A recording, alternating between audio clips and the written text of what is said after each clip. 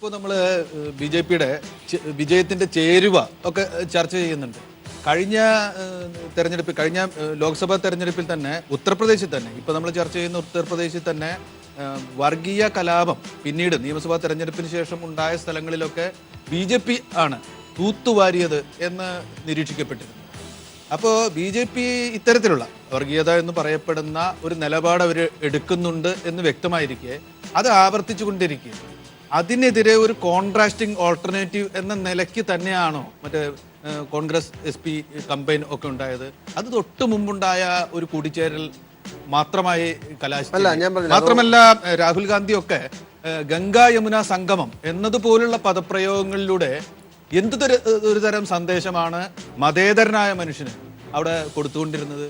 ആ സന്ദേശത്തിന്റെയൊക്കെ കുറവ് കൂടിയില്ലേ ഒരു മതേതര പ്ലാറ്റ്ഫോമായി അവകാശപ്പെടാൻ പറ്റാത്ത തരത്തിൽ സ്വയം തന്നെ ജീർണിപ്പിക്കുന്ന, ക്ഷീണിപ്പിക്കുന്ന പരാമർശങ്ങളായിരുന്നില്ലേ അത്? ഇല്ല, ഞാൻ പറയട്ടെ, നമ്മളങ്ങനെ ഒരു ഗംഗാ സംഗമം എന്നൊക്കെ ഒരു പ്രസംഗത്തിലെ പരാമർശത്തെ അതിനൊക്കെ വേറെ കൊണറ്റേഷൻ കൊടുക്കുന്നത് നമ്മളൊന്നും അത്രയും ഒരു ഇതായിട്ട് ചിന്തിക്കരുത് ഒരിക്കലും. കോൺഗ്രസിൻ്റെ സെക്യുലർ ക്രെഡൻഷ്യൽസ് ഒക്കെ വെറുതെ നമുക്ക് വേണമെങ്കിൽ ഇങ്ങനെ ചർച്ചകളിൽ ക്വസ്റ്റ്യൻ ചെയ്യാൻ വേണ്ടി ചെയ്യാമെന്നുള്ളൂ. അതല്ലാതെ അതിൻ്റെ അകത്തൊന്നും ഒരു വിട്ടുവീഴ്ചയും കോൺഗ്രസ് ചെയ്തിട്ടില്ല, ചെയ്യത്തുമില്ല. ഒന്നാമത്തെ കാര്യം. പിന്നെ എനിക്ക് തോന്നുന്നു UP ഈ തെരഞ്ഞെടുപ്പും അല്ലെങ്കിൽ രാഷ്ട്രീയമായി പഠിക്കാൻ പരിശ്രമിച്ചപ്പോൾ ഒരു വശത്ത് യഥാർത്ഥത്തിൽ BJP ആഗ്രഹിച്ച ഒരു പോളറൈസേഷൻ, ഒരു കൺസോളിഡേഷൻ വലിയൊരു പരിധിവരെ ഉണ്ടാക്കാൻ കഴിയും. അതിന് നാച്ചുറലി ഉണ്ടാകേണ്ട റിവേഴ്സ് കൺസോളിഡേഷൻ ഉണ്ട്. എന്നാൽ അത് സ്പ്ലിറ്റായി പോയി. ഫോർ എക്സാമ്പിൾ പറഞ്ഞാൽ ഇപ്പോൾ BSP ആണ് അവിടെ ഏറ്റവും കൂടുതൽ മുസ്ലിം സ്ഥാനാർത്ഥികൾ മത്സരിപ്പിച്ചത്. BSP ശ്രമിച്ചത് ഒരു ദളിത് മുസ്ലിം കൺസോളിഡേഷനാണ്.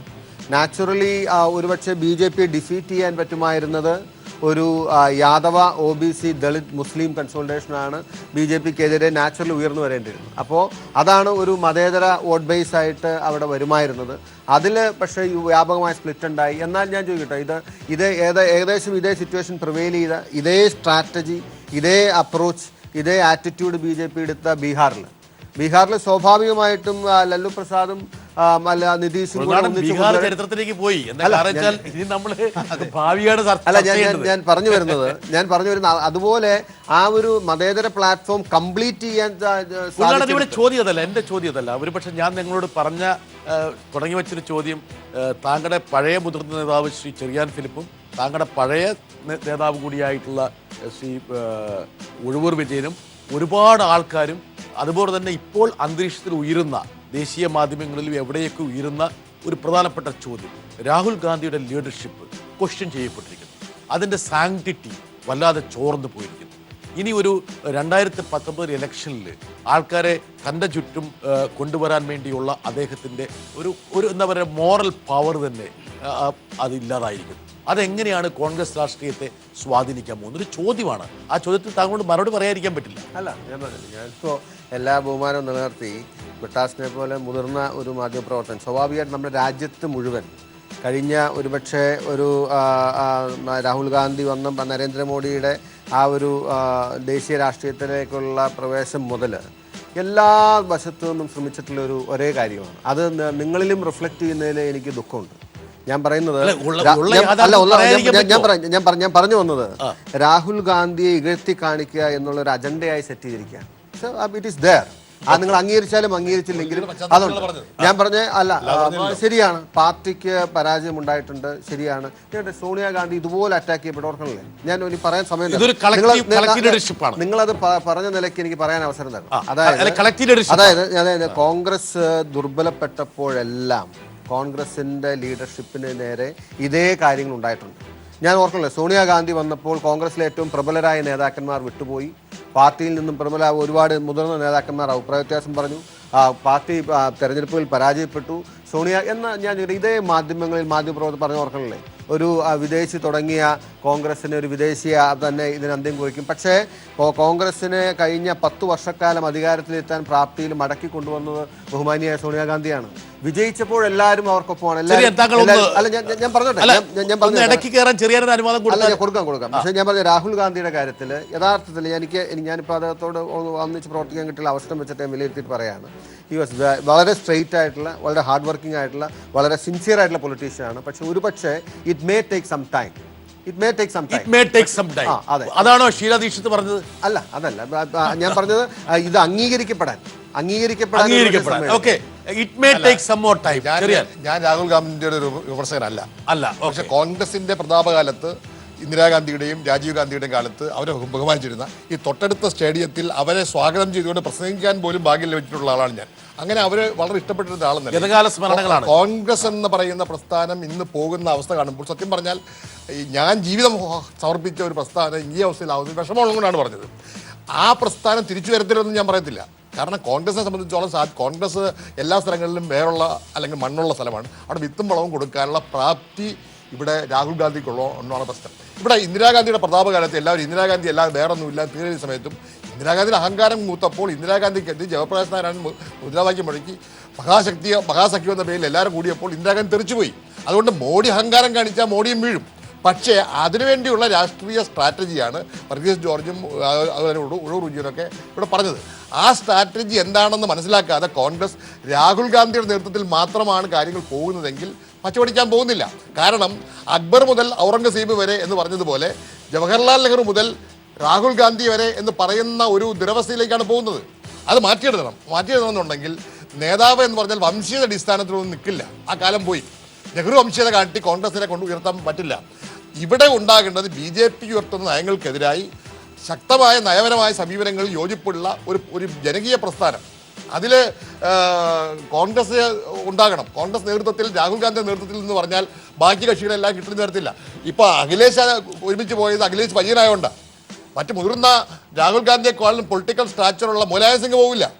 അപ്പം അങ്ങനെ രാഹുൽ ഗാന്ധിയുടെ നേതൃത്വത്തിൽ ഇന്ന് BJPക്കെതിരായി മോഡിക്കെതിരായ ഒരു മുന്നണി സാധ്യതയല്ല.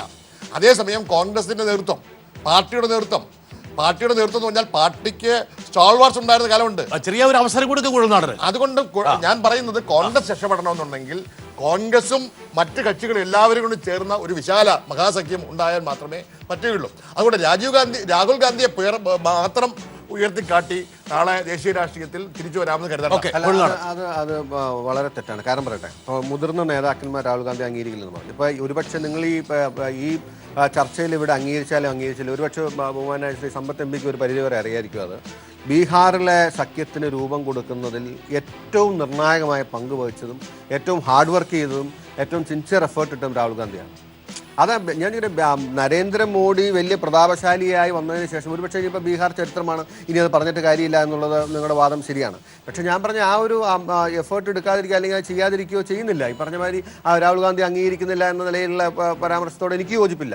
കാരണം ഈവൻ ലോക്സഭയിലാണെങ്കിലും അദ്ദേഹത്തിന് മറ്റ് കക്ഷി നേതാക്കന്മാരുമായി നല്ല സമ്പർക്കം പുലർത്താനും അവരുടെ വിശ്വാസം ആർജിക്കാനും ഒക്കെ കഴിഞ്ഞിട്ടുണ്ട്. പക്ഷേ വ്യത്യസ്ത അഭിപ്രായങ്ങളും വിമർശനങ്ങളും ഒക്കെ പലപ്പോഴും ഉണ്ടായിട്ടുണ്ട്. അദ്ദേഹത്തിൻ്റെ ചില നീക്കങ്ങളോടോ രീതികളോടോ ഒക്കെ വിയോജിപ്പ് ആളുകൾ പ്രകടിപ്പിച്ചിട്ടുണ്ട്. പക്ഷേ അതിൻ്റെ ഒന്നും അർത്ഥം രാഹുൽ ഗാന്ധിയെ മറ്റ് മുതിർന്ന ആളുകൾ അംഗീകരിക്കുന്നില്ല എന്നൊന്നുമല്ല. പക്ഷേ ഇവിടെ ഞാൻ ചോദിക്കട്ടെ, ഒരു ചർച്ച കോൺഗ്രസിന് അത് നടക്കില്ല. അത് സംബന്ധിച്ച് സ്വാഭാവികമായിട്ട് ഒരു ജനറേഷൻ ചേഞ്ചിന്റെ സമയമാണ്. ഓക്കെ, ജേക്കബ് ജോർജ് ഒരു കുഴൽനാടനോടൊന്ന്. നമ്മള് കോളേജൊക്കെ പഠിക്കുമ്പോഴേ ആരാ നിങ്ങളുടെ നേതാവ്, എന്താ നിങ്ങളുടെ പരിപാടി എന്നുള്ളതായിരുന്നല്ലോ പണ്ടൊക്കെ മുദ്രാവാക്യം. നേതാവ് ഒരു വലിയ പ്രസക്തിയുള്ള ഘടകം തന്നെയാണ്. പ്രസിഡൻഷ്യൽ മോഡൽ ഓഫ് ഇലക്ഷൻ ആണ് ഇപ്പോൾ നടക്കുന്നത്. അതെ, നേതാവ് ഒരു പ്രധാനപ്പെട്ട കാര്യമാണ്. ദേശീയ രാഷ്ട്രീയത്തിൽ ഒരു ദേശീയ നേതാവ് എന്ന നിലയ്ക്ക് രാഹുൽ ഗാന്ധിക്ക് ഇനിയും വളരാനുണ്ടെന്നാണ് കുഴൽനാടൻ പോലും പറയുന്നത്. അതെ, വളരാൻ സാധ്യത തീരെ കുറവാണ്. ഇനി എവിടെ വളരാൻ? ഇത്ര വലിയൊരു ഓപ്പർച്യൂണിറ്റി നേരത്തെ പറഞ്ഞ പോലെ സ്വർണ്ണത്തളികയിൽ വെച്ച് അമ്മ സോണിയാഗാന്ധി മകന്റെ കൈ കൊടുത്തതല്ലേ. എന്നിട്ട് അദ്ദേഹത്തിന്റെ ഈ ജേക്കബ് ജോർജിന് രാഹുൽ ഗാന്ധിയോട് സവിശേഷമായ ഒരു സ്നേഹം ഉണ്ടായിരുന്നതാണ്.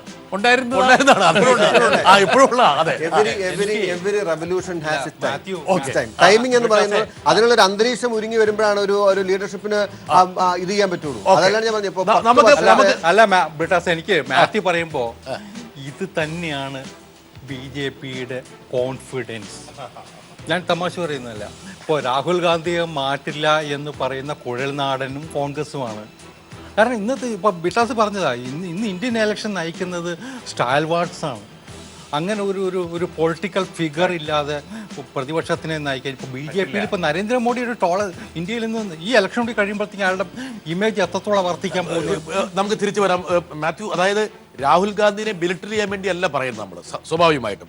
ഇന്നത്തെ ഒരു ചർച്ചയിൽ രാഹുൽ ഗാന്ധിയുടെ നേതൃത്വത്തെക്കുറിച്ചുള്ള ഒരു ചർച്ച അനിവാര്യമായിട്ടുള്ള ഒരു ഘടകമാണ്. ഒരുപക്ഷെ ഈ തെരഞ്ഞെടുപ്പിൽ അത് പരാമർശിക്കാതിരിക്കാൻ പറ്റില്ല.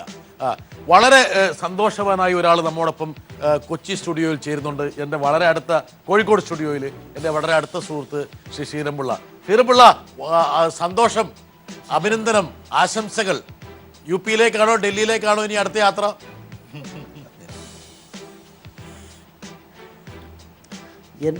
എനിക്ക് സന്തോഷമുണ്ടെങ്കിലും എൻ്റെ ആത്മമിത്രമായ ബ്രിട്ടാസിന് ആകെ മനപ്രയാസമാണ് ഓർക്കുമ്പോൾ ഒരു സന്തോഷം ശരിക്കും കിട്ടുന്നില്ല.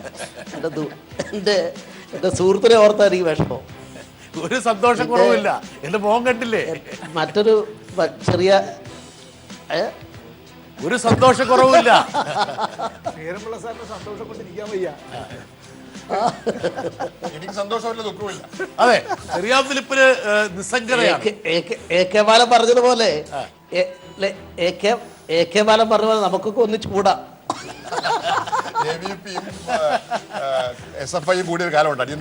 എങ്ങനെ കാണുന്നു ശ്രീ ശ്രീധരൻപിള്ള ഈ ഒരു വലിയ, താങ്കൾ പ്രതീക്ഷിക്കാത്തൊരു വിജയമാണിത് അല്ലേ? അല്ല, പ്രതീക്ഷിച്ചതാണ്. കാരണം ഈ നോട്ട് പിൻവലിക്കൽ കഴിഞ്ഞപ്പോൾ തന്നെ BJPയുടെ വിലയിരുത്തൽ ഈ കുപ്രചരണങ്ങളെല്ലാം അതിജീവിച്ച് BJPക്ക് ശക്തമായി മുന്നോട്ട് പോകാൻ സാധിക്കും. അപ്പോൾ ഈ തെരഞ്ഞെടുപ്പിൻ്റെ വിജയം മൊത്തത്തിൽ നരേന്ദ്രമോദിക്ക് ബദലാകാൻ കോൺഗ്രസ് പാർട്ടി ദേശീയ നിലവാരത്തിൽ ഒരു ബദലാകാൻ അവർക്ക് സാധിക്കില്ല എന്ന് തെളിയിച്ചിരിക്കുന്നു. ഒരു കാലത്ത് പഞ്ചാബിലും ഉത്തർപ്രദേശിലും ഒറ്റയ്ക്ക് ജയിച്ചിരുന്ന കമ്മ്യൂണിസ്റ്റ് പാർട്ടി ഇടത് സ്വാധീനമുണ്ടായിരുന്ന സംസ്ഥാനങ്ങൾ ഇന്ന് ചിത്രത്തിലേ ഇല്ലാത്ത ഒരു സ്ഥിതിയിൽ എത്തിയിരിക്കുന്നു. ഒരു ജനാധിപത്യവാദി എന്നുള്ളതിൽ എൻ്റെ ഏറ്റവും വലിയ ആശങ്ക അതാണ്. പ്രതിപക്ഷം വേണമല്ലോ ശരിക്കും.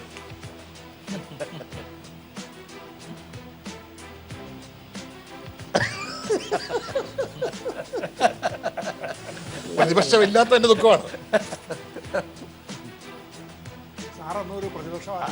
ജനാധിപത്യം സ്വാർത്ഥമാണെങ്കിൽ രണ്ട് ഭാഗത്തും ശക്തമാവണ്ടേ. ഞങ്ങൾ മേലോട്ട് ഗ്രാഫ് പോകുന്നു, മറ്റേ താഴോട്ടൊന്നും ഇല്ലാണ്ടാകുന്നു. CPM ഒക്കെ ഉപ്പ് വെച്ച കലം പോലെ ഒരു സ്റ്റേറ്റിലായിട്ട് ചുരുങ്ങി പോവുക. സമ്പത്തെ, ശ്രീധരൻപിള്ളയുടെ കമന്റ് കേട്ടോ? നിങ്ങൾ ഒരു ഉപ്പ് വെച്ച കലം പോലെ ആകുന്നു എന്നുള്ളൂ. സാറിന് അത് പറയാനുള്ള എല്ലാ അവകാശവും വളരെ മുതിർന്ന ഒരു ഇന്നത്തെ ദിവസം പിന്നെ അത് സാറിന് സന്തോഷം കൊണ്ടിരിക്കാൻ പറ്റാത്തൊരു ദിവസമാണ്. അപ്പം അതുകൊണ്ട് തന്നെ സാറിന് അത് പറയാൻ പറ്റുന്നതുമാണ്. ഇവിടെ ഞാൻ നേരത്തെ ബ്രിട്ടാസ് മാത്യുവിനോട് ചോദിച്ച ചോദ്യത്തിൻ്റെ ഞാൻ അതിൽ ഇടപെടാനിരുന്നതാണ്. പഞ്ചാബിൽ ഇപ്പോൾ കോൺഗ്രസ് ജയിക്കുമെന്നുള്ള കാര്യത്തില്ല. അതിൽ ആം ആദ്മി പാർട്ടിക്ക് കിട്ടുമായിരുന്ന വോട്ട് BJP ഒരുപക്ഷെ ആ മണ്ഡലങ്ങളിൽ ആം ആദ്മി പാർട്ടി ജയിക്കാതിരിക്കാൻ വേണ്ടി കോൺഗ്രസ്സിന് മാറ്റി ചെയ്തോ ഇല്ല എന്നുള്ളത് അതിൻ്റെ വോട്ടിംഗ് ശതമാനവും അത് നമ്മൾ കേരളത്തിലൊക്കെ എടുക്കുന്ന പോലെ എല്ലാ രാഷ്ട്രീയ പാർട്ടികളും എടുക്കുന്ന പോലെ ബൂത്ത് തരത്തിലുള്ള ആ വിവരങ്ങൾ വരുമ്പോൾ മാത്രമേ നമുക്ക് ലഭ്യമാവുള്ളൂ. ഇപ്പം കിട്ടുന്നതായിട്ടുള്ള ഒരു പൊതുചിത്രം വെച്ചിട്ട് പറയാൻ കഴിയില്ല. ഒരു കാര്യം ഉറപ്പായിരുന്നു, BJP ശിരോമണി അകാലിദൾ സഖ്യം പഞ്ചാബിൽ തകരാൻ പോകുന്നു എന്നുള്ള കാര്യം വളരെ നേരത്തെ തന്നെ അറിയാമായിരുന്നു. ഒന്ന്. രണ്ടാമത്തെ കാര്യം, ശ്രീധരൻപിള്ള സാറിൻ്റെ പാർട്ടിക്ക് അക്കാര്യത്തിൽ ഒരു ആശ്വാസം അവിടെ നിന്നുള്ളത് എന്താണെന്ന് പറഞ്ഞാൽ, ഞങ്ങൾ അവിടുത്തെ ഈ ഒരു പ്രധാനപ്പെട്ട രാഷ്ട്രീയ പാർട്ടിയല്ല, ഞങ്ങൾ ഇതിനകത്തൊരു ചെറിയ a സ്മോൾ ഫ്രൈ എന്നുള്ള നിലയിലൊക്കെ പറഞ്ഞു പോകാൻ. കാരണം ജയിച്ചാൽ ഞാനും മുതലച്ചാരും കൂടെ കാളയെ പിടിച്ചുവെന്നും തോറ്റാൽ എൻ്റെ കുറ്റം കൊണ്ടല്ല എന്നും അങ്ങനെ പഞ്ചാബിൽ പറയുമായിരുന്നു എന്നുള്ളത്. ഞാനീ പറയുന്നത് BJP MPമാരായ ചങ്ങാതിമാരിൽ നിന്ന് തന്നെയുള്ള വർത്തമാനങ്ങളിൽ നിന്നാണ് പറയുന്നത്. സ്വകാര്യ സംഭാഷണത്തിൻ്റെ എല്ലാ കാര്യവും ഞാനിവിടെ പറയുന്നില്ല. മൂന്നാമത്തെ കാര്യം, കോൺഗ്രസിൻ്റെ നേതാവായിട്ടുള്ള അമരീന്ദർ സിംഗ്, ക്യാപ്റ്റൻ അമരീന്ദർ സിംഗ്, പഞ്ചാബ് വാസ്തവത്തിൽ കഴിഞ്ഞ തെരഞ്ഞെടുപ്പിൽ പോലും ഈ വിധത്തിൽ കോൺഗ്രസിനെ ജയിക്കാൻ കഴിയാതെ പോയതിൻ്റെ ഒരു ഉത്തരവാദി അമരീന്ദർ സിംഗ് ആയിരുന്നു എന്ന് കോൺഗ്രസിൻ്റെ നേതാക്കൾ തന്നെ അദ്ദേഹത്തെ അങ്ങനെ വിമർശിച്ചിരുന്നു. അങ്ങനെ വിമർശിച്ചതിൽ കേരളത്തിൽ നിന്നുള്ള കോൺഗ്രസിൻ്റെ പാർലമെൻറ്റ് അംഗങ്ങളടക്കമുണ്ടായിരുന്നു. ഞാനിപ്പോൾ പേര് പറയുന്നില്ല. ഇവിടെ ഈ തെരഞ്ഞെടുപ്പ് കാലത്ത് ലോക്സഭയിലെ കോൺഗ്രസിൻ്റെ ഡെപ്യൂട്ടി ലീഡറാണ് അമരീന്ദർ സിംഗ്. ക്യാപ്റ്റൻ അമരീന്ദർ സിംഗ് സഖാവ് P കരുണാകരൻ ഇരിക്കുന്നതിൻ്റെ തൊട്ട് അടുത്ത് വലതുവശത്തായിട്ടാണ് അദ്ദേഹത്തിൻ്റെ ഇരിപ്പിടം. ഈ പാർലമെൻറ്റ് സമ്മേളനത്തിനെ സംബന്ധിച്ചുള്ള കഴിഞ്ഞ 2.5 കൊല്ലക്കാലത്തിനിടയിൽ ഞങ്ങൾ പറയാറുള്ളൊരു കാര്യമുണ്ട്. അതെന്താണെന്ന് ചോദിച്ചാൽ, ഈ 2.5 കൊല്ലക്കാലത്തിനിടയിൽ 50 ദിവസം പോലും പാർലമെൻറ്റിൽ ഇന്ത്യയുടെ പ്രധാനമന്ത്രി വന്നിട്ടില്ല എന്നുള്ള കാര്യം.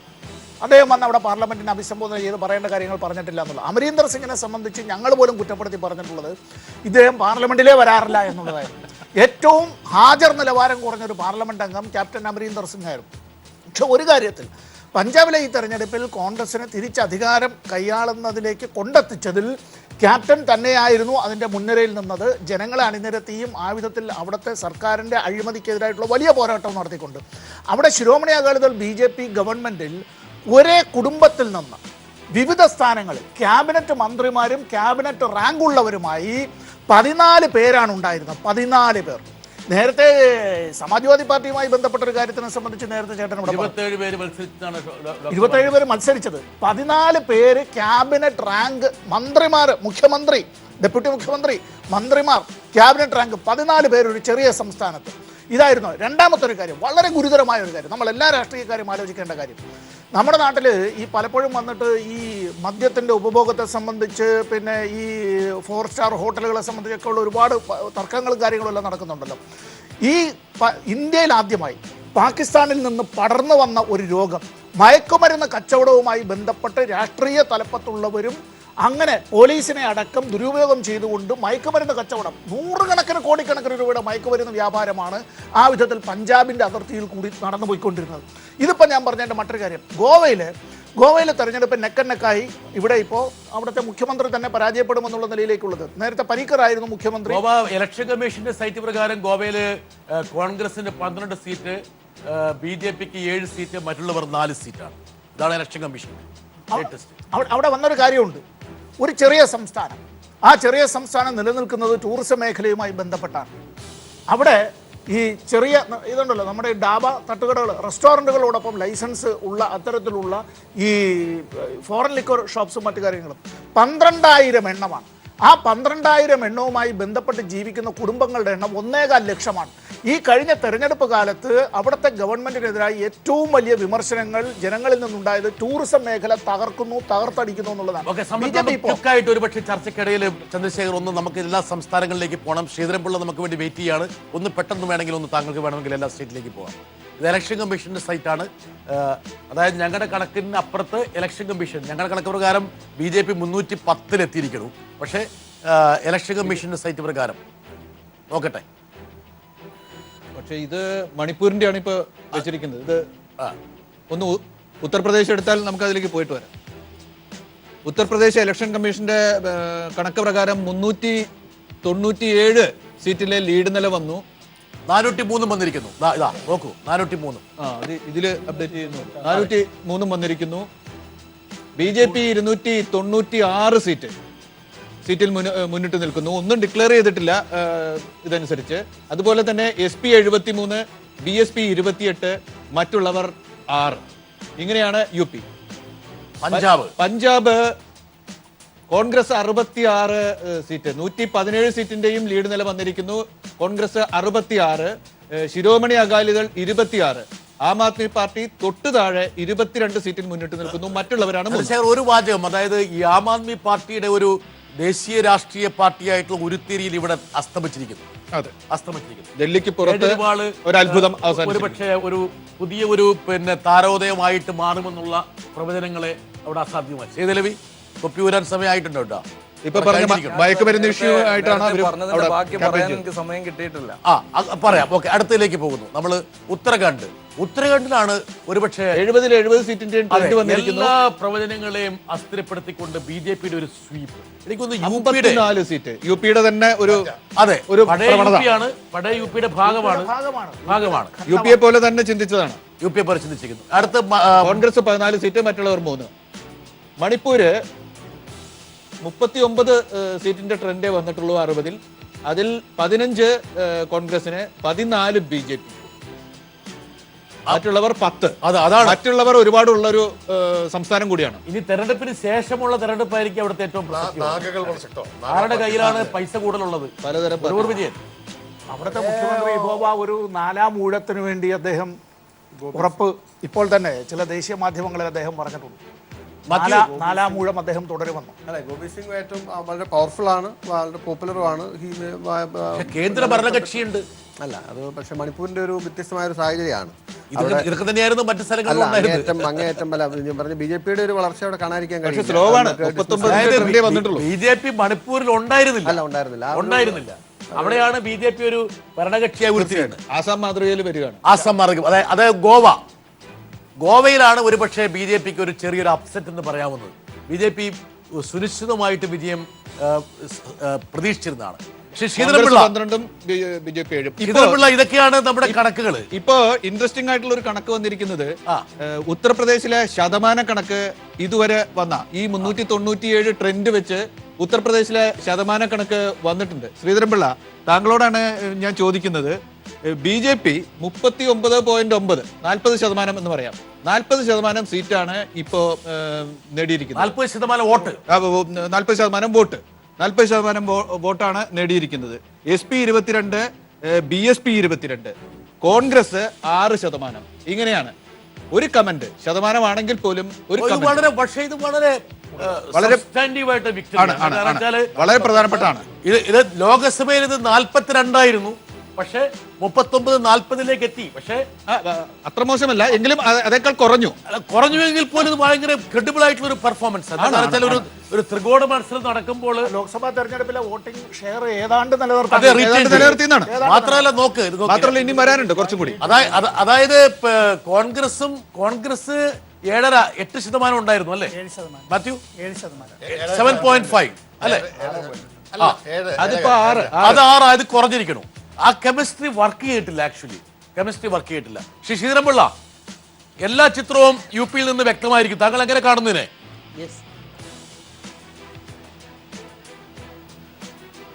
പ്രതീക്ഷിച്ച വിജയമാണല്ലോ. കാരണം പാർലമെന്റ് ഇലക്ഷൻ, ആ പാർലമെന്റ് ഇലക്ഷന്റെ മാനദണ്ഡത്തിൽ അസംബ്ലി ഇലക്ഷനെ കാണാൻ സാധിക്കില്ല. എന്നിട്ടും 40% വോട്ട് BJPക്ക് ലഭിച്ചു. 41.8 മറ്റോ ആയിരുന്നു കഴിഞ്ഞ പ്രാവശ്യം പാർലമെന്റിൽ. അപ്പോൾ അത് കിട്ടിയെന്ന് പറയുമ്പോൾ അതിപ്പോൾ ഇവിടെ ക്ഷീരമുള്ള ഒരു അകടിയും ചവിട്ടിലും ചോര തന്നെ കൗതുകം എന്ന് പറഞ്ഞ പോലെ ആ പെർസെൻറ്റേജ് പറഞ്ഞതാണ്. സാങ്കേതികമായി 1.5% കുറഞ്ഞു എന്ന് പറഞ്ഞ്. അതെന്തോ ആകട്ടെ, ഈ വിജയം എല്ലാ 5 സംസ്ഥാനങ്ങളും ഒരുപോലെയാണ്. ഗോവയിലെ ഒരല്പം വ്യത്യാസം വരുമ്പം, ഗോവയിൽ കഴിഞ്ഞ തവണ BJPയും ഗോബന്ധക് പാർട്ടിയും കൂടെ ചേർന്നുകൊണ്ടാണ് മത്സരിച്ചത്. ഇത്തവണ അങ്ങനെയല്ല. അത് വേറൊരു മൂന്നാം മുന്നണിയായി അവർ നിൽക്കുന്നു. BJPയിൽ തന്നെ ഒരു ചെറിയ വിഭാഗം RSSന്റെ ഒരു പ്രമുഖ നേതാവിൻ്റെ നേതൃത്വത്തിൽ ഒരു പാർട്ടി ഉണ്ടാക്കി പോയിരിക്കുന്നു. എന്നിട്ടും വലിയ വ്യത്യാസമൊന്നുമില്ല. കോൺഗ്രസിനേക്കാൾ സീറ്റ് BJPക്കും അതേഴ്സിനും കൂടെ അവിടെ ലഭിച്ചിരിക്കുകയാണ്. അതുകൊണ്ട് മൊത്തത്തിൽ നോക്കുമ്പോൾ കേന്ദ്ര സർക്കാരിനെതിരായ വികാരമല്ല, കേന്ദ്ര സർക്കാരിന് അനുകൂലമായി ജനങ്ങൾ ചിന്തിക്കുന്നു. അതാണ് സംസ്ഥാനങ്ങളിൽ ആന്റി ഇൻകംബൻസി ഫാക്ടർ നിലനിൽക്കുന്നു എന്ന് ഒരു വിലയിരുത്തൽ വേണം. നമുക്ക് ഒരു ആംഗിൾ നമുക്ക് അതിനെ കാണാനായിട്ട് സാധിക്കും. ഏതായാലും ഒരു കാര്യം, ദേശീയ കക്ഷിയായ കോൺഗ്രസും ദേശീയ രാഷ്ട്രീയത്തിലെ ഇടതുപക്ഷങ്ങളും ഏതാണ്ട് അവരുടെ തകർച്ച കൂടുതൽ ആഴത്തിലേക്ക് പോകുന്നു എന്നുള്ളതാണ് അതിൻ്റെ ഈ തെരഞ്ഞെടുപ്പ് ഫലം കാണിക്കുന്നത്. ജനങ്ങൾ BJPക്കും നരേന്ദ്രമോദിക്കും അനുകൂലമായ മാൻഡേറ്റ് നൽകുന്നു. പിന്നെ ഈ മണിപ്പൂർ ഒരു പക്ഷേ നാളെ കേരളത്തിലും ആവർത്തിച്ചേക്കാം, ഭരണകക്ഷിയെ സംബന്ധിച്ചും BJPയെ സംബന്ധിച്ചും എന്നാണ് എൻ്റെ ഒരു പ്രതീക്ഷ. മണിപ്പൂര് കേരളത്തിൽ ആവർത്തിക്കാമെന്ന് ശ്രീധരൻപിള്ള പറയുന്നു. എവിടെയോ ഒരു ചക്ക വീഴുന്നപ്പോൾ ഒരു മുയൽ ചത്തത് കൊണ്ട് നാട്ടിലെ എല്ലാ ചക്കയും വീഴുന്ന നാട്ടിൽ ഇനിയും എല്ലാ മുയലും ചാവുമെന്ന് ശ്രീധരൻപിള്ള സാറിന് പുസ്തകം എഴുതുന്നു. ഇതൊരു ചക്കയല്ല, പല സ്ഥലങ്ങളിലും വീണ ചക്കയാണത്. ഇതിപ്പോ അസാമിൽ വീണു, അരുണാചലിൽ വീണു, മണിപ്പൂരിൽ വീഴുന്നു. എവിടെ വീണിരുന്നാലും കേരളത്തിൽ വീഴാൻ പോണില്ല. ഉറപ്പാണോ? ഉറപ്പാണ്. എന്താണ് അതിന് ഉറപ്പിന്റെ കാരണം? ഉറപ്പിനെന്ന് പറഞ്ഞാൽ ഇവിടുത്തെ ജനത എന്ന് പറയുന്നത് എന്താണ് രാഷ്ട്രീയം എന്ന് അറിയുന്നവരായതുകൊണ്ട് തന്നെയാണ്. നിങ്ങളിപ്പോ നോട്ടിന്റെ പ്രശ്നം പറഞ്ഞല്ലോ. അല്ല, അവിടെ കേന്ദ്രത്തിന് അനുകൂലമായിട്ട് നോട്ടിന്റെ പ്രശ്നമൊന്നും അല്ല എന്ന് പറഞ്ഞല്ലോ. ഇവിടെ ഒരു ഇലക്ഷൻ വരട്ടെ, നോട്ടിന്റെ പ്രശ്നമാണോ എന്ന് കാണാൻ നമുക്ക്. ഇവിടെ ഒരു ഇലക്ഷൻ വരട്ടെ, പൊതുവായിട്ടൊരു ഇലക്ഷൻ വരട്ടെ. നോട്ടിന്റെ പ്രശ്നം ഏറ്റവും കൂടുതൽ ആഘാതം ഉണ്ടാക്കിയിട്ടുള്ളത് കേരളത്തിലാണ്. അതൊരു പ്രശ്നം തന്നെയാണ്. പക്ഷെ അതൊന്നും അല്ല, ഇവിടെ മതത്തിൻ്റെയും കാര്യമായിട്ട് അങ്ങ് തിരിഞ്ഞു പോയത് കൊണ്ട് അങ്ങനെയുള്ള സ്ഥലത്ത് നോർത്ത് ഇന്ത്യയിൽ നല്ല ഒന്നാന്തര ഇടതുപക്ഷ പാർട്ടികളുടെ ഒന്നും ഒരു ബലം ഇല്ലാത്ത സ്ഥലമായതുകൊണ്ട് പോയി. കേരളത്തിൽ ഒരിക്കലും പ്രതീക്ഷിക്കേണ്ട, വളരെ ശക്തമായി പറയുന്നു. ശിവകുമാറെ, ഞാനിപ്പം ശ്രീധരൻപിള്ളയ്ക്ക് വേണ്ടി ഒരു ചോദ്യം ചോദിക്കട്ടെ. ഒരിക്കലും പ്രതീക്ഷിക്കാതിരുന്ന പല സംസ്ഥാനങ്ങളിലുമാണ് BJP ഉരുത്തിരിയുന്നത്. ഈ പറഞ്ഞ വടക്ക് കിഴക്കൻ സംസ്ഥാനങ്ങളുടെ ഭൂപടത്തിൽ ഒരിക്കലും BJP ഉണ്ടായിരുന്നില്ല. എന്തിന് ജമ്മു കാശ്മീരിൽ പോലും ഭരണകക്ഷി എന്നുള്ള പദവിയിലേക്ക് BJP എത്തിയിരിക്കുന്നു. ഇതൊക്കെയാണ് ശ്രീധരൻപിള്ളയെ പോലുള്ള ആളെ ഇത് പറയാൻ വേണ്ടി പ്രേരിപ്പിക്കുന്നത്. അദ്ദേഹം ഉറ്റുനോക്കുന്ന ഒരു സംസ്ഥാനം ഇനി കേരളമാണ്, അല്ലെങ്കിൽ BJP സംഘപരിവാർ. സുഹൃത്തെ, അവിടെയൊക്കെ ഉണ്ടായിരുന്ന പാർട്ടി, നിലവിൽ നിന്ന പാർട്ടികളുടെ സ്വഭാവവും പ്രത്യയശാസ്ത്രങ്ങളും വേറെയാണ്. കേരളത്തിലല്ല, അടിസ്ഥാന വർഗത്തിന്റെ കൂടെ ഇന്നും നിലനിൽക്കുന്നതിന് പ്രതീക്ഷയുള്ള ഒരൊറ്റ പാർട്ടിയെ ഇവിടെ ഇപ്പോൾ ഉള്ളൂ. കേരളത്തിനകത്ത് കോൺഗ്രസ്സുകാരും കൂടെ അത് മനസ്സിലാക്കി മറുപടി പറയൂ. അതുമല്ല എനിക്കറിയത്തില്ലേ അത് എന്റെ അത് എനിക്ക് അദ്ദേഹത്തെ പോലെ ഉറച്ച ഒരു കമ്മ്യൂണിസ്റ്റ് ആശയം AKG ആയിട്ട് അഭിനയിക്കുക വരെ ചെയ്ത ആളാണ്. അദ്ദേഹത്തെ ഞാൻ മാനിക്കുന്നു, ബഹുമാനിക്കുന്നു. പക്ഷെ അദ്ദേഹത്തിന്റെ രാഷ്ട്രീയ കാഴ്ചപ്പാടിനോട് യോജിക്കാൻ നിർവാഹമില്ല. കേരളത്തിൽ സർ ഞങ്ങളെ തോറ്റുപോകുമെന്ന് അറിഞ്ഞിട്ടും 15% ജനങ്ങൾ ഞങ്ങൾക്ക് വോട്ടിട്ട ഒരു സംസ്ഥാനമാണ്. ഞങ്ങൾ അത്ര മോശമല്ല. ത്രിപുരയാണല്ലോ മറ്റൊന്നുള്ളത്. അദ്ദേഹം ത്രിപുര ഒന്ന് ശ്രദ്ധിച്ചോട്ടെ. ത്രിപുര നടന്ന ഈ കഴിഞ്ഞ ഉപതെരഞ്ഞെടുപ്പിൽ കഷ്ടിച്ച് CPM രക്ഷപ്പെട്ടെങ്കിലും 2ാം സ്ഥാനത്ത് ഉപതെരഞ്ഞെടുപ്പിൽ വന്നിട്ടുള്ളത് BJP ആണ്. മുമ്പ് 2ാം സ്ഥാനമെന്നല്ല, നാമമാത്രമായി കേരളത്തിലെ പോലും ഇല്ലായിരുന്ന ഒരു സംസ്ഥാനമാണ്. ബംഗാളിലും അത് തന്നെ സംഭവിച്ചു. ഇനി കേരളത്തിൽ വരും. അങ്ങ് ഞങ്ങളോടൊപ്പം അന്ന് ഉണ്ടാവണം. അങ്ങ് ഇതൊക്കെ ഒന്ന് ആലോചിക്കണമെന്ന് എനിക്ക് അത് അഭ്യർത്ഥിക്കാം. അല്ല ശ്രീരംപിള്ള ഇവിടെ പറഞ്ഞത്, അതായത് നിങ്ങളുടെ കൂടെ പോയിരുന്ന BDJs വെള്ളാപ്പള്ളി നടേശൻ പോലും ഇപ്പൊ നിങ്ങളുടെ കൂടെ ഇല്ല. അപ്പൊ കേരളത്തിൽ ഇങ്ങനെ മുമ്പോട്ട് പോവും പിമ്പോട്ട് പോവും, അങ്ങനെ ഒരു വല്ലാത്തൊരു അരക്ഷിതാവസ്ഥയിലാണ് BJP എന്ന് അദ്ദേഹം പറഞ്ഞത്. അത് മാത്രമല്ല, ഒന്നുകൂടെ പറയുന്നു, അതുകൂടെ അദ്ദേഹം കേട്ടോട്ടെ. ഈ കഴിഞ്ഞ തവണ ഇലക്ഷന് നേടിയ വോട്ടിന്റെ ശതമാനം അനുസരിച്ച് അടുത്ത ഇലക്ഷന് BJP നേടും. വെള്ളാപ്പള്ളിക്ക് രാഷ്ട്രീയമില്ലേ? നിങ്ങൾ കയർ ബോർഡ് പോയിട്ട് ഒരു ബോർഡും കൊടുത്തിട്ടില്ല, ഒന്നും കൊടുത്തിട്ടില്ല. ഹെലികോപ്റ്റർ മാത്രം ബ്രിട്ടാസ് 2004 വെള്ളാപ്പള്ളി നടേശൻ ചേട്ടൻ ഒന്നും ഇല്ലായിരുന്ന കാലത്ത് 13% വോട്ട് നേടി മലയാളികൾക്കിടയിൽ 2 NDMPമാരെ ജയിപ്പിച്ച സംസ്ഥാനമാണ് കേരളവും ലക്ഷദ്വീപും. മലയാളികളാണല്ലോ. 2 MPമാരെ അന്ന് വാജ്പേയിക്ക് വേണ്ടി അയച്ചതാ. അതുകൊണ്ട് മാറ്റാൻ വിഷമമൊന്നുമില്ല. അപ്പൊ വെള്ളാപ്പള്ളി ഒരു ബാധ്യതയാണ്, വെള്ളാപ്പള്ളിയെ കൊണ്ടൊരു കാര്യമില്ലെന്നാണോ ശ്രീരംപിള്ള പറഞ്ഞു വെക്കുന്നത്? വെള്ളാപ്പള്ളി വലിയ കാര്യമൊന്നുമില്ല, താങ്കൾ അങ്ങനെയാണല്ലോ പറഞ്ഞത്. ഈ വെള്ളാപ്പള്ളി ഇല്ലായിരുന്ന സമയത്ത് 13% 2 MPമാരും ഉണ്ടായിരുന്നു. പിന്നെന്താണ് പറഞ്ഞത്? എന്നാണ് പറഞ്ഞത്. ഒരു സെക്കൻഡ്, താങ്കൾ പറഞ്ഞതിന്റെ മലയാള പരിഭാഷ നടേശൻ ചേട്ടന്റെ ഉള്ളിൽ BJPക്ക് അനുകൂലമായ ചിന്തയുണ്ടെന്ന് എനിക്കറിയാം. മറ്റേത് BJPക്കാരൻ കൂടുതലായിട്ട് അദ്ദേഹത്തെ അടുപ്പമുള്ള ഞാനാ. അദ്ദേഹത്തിന്റെ മനസ്സ് തുടിക്കുന്നത് ഞങ്ങൾക്ക് വേണ്ടിയാണ്. ഉപദ്രവിക്കുകയാണ്. ഉപദ്രവിക്കലൊന്ന് ഇപ്പൊ താങ്കൾ ഒരു കുത്തുകുത്തിയത് വെള്ളാപ്പള്ളി നടേശന്റെ നെഞ്ചത്താ. അദ്ദേഹം ഇല്ലായിരുന്ന സമയത്ത് 13% 2 MPമാരും ഉണ്ടായിരുന്നു. ഒരിക്കലും അല്ല. ഒരു കുത്തുകുത്തി.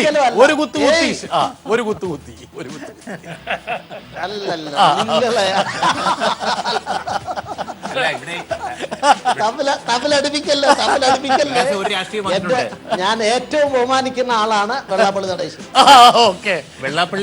വെള്ളാപ്പള്ളി പറഞ്ഞു, സുധീരനുണ്ടെങ്കിൽ എനിക്ക് കോൺഗ്രസുമായിട്ട് ഐക്യമൊന്നും പറ്റുകയില്ല എന്ന് പറഞ്ഞു. സുധീരൻ രാജിവെച്ചു. സുധീരൻ എന്താ രാജിവെച്ച്? വെറുതെ ചുമ്മാ കേക്ക്. അതായത് കോൺഗ്രസും BDJസും തമ്മിലുള്ള എന്താ പറയുക നിർദ്ദിഷ്ട ബന്ധത്തിന്റെ ഏക തടസ്സം സുധീരനായിരുന്നു. ആ തടസ്സം പോയി കഴിഞ്ഞിരിക്കണു. അത് മനഃപൂർവ്വമാണ്, അല്ല ആരോഗ്യകാരണമാണെന്ന് വിചാരിക്കരുത്. വളരെ ബുദ്ധികൂർമ്മതയുള്ള ഒരു മാധ്യമ പ്രവർത്തകനാണ്. ചെകഞ്ഞെടുത്തിരിക്കുകയാണ് ഇപ്പൊ അത്. അപ്പൊ താങ്കൾ അങ്ങനെ ലാഘവത്തോടെ വെള്ളാപ്പള്ളിയെ കൈകാര്യം ചെയ്യരുത്.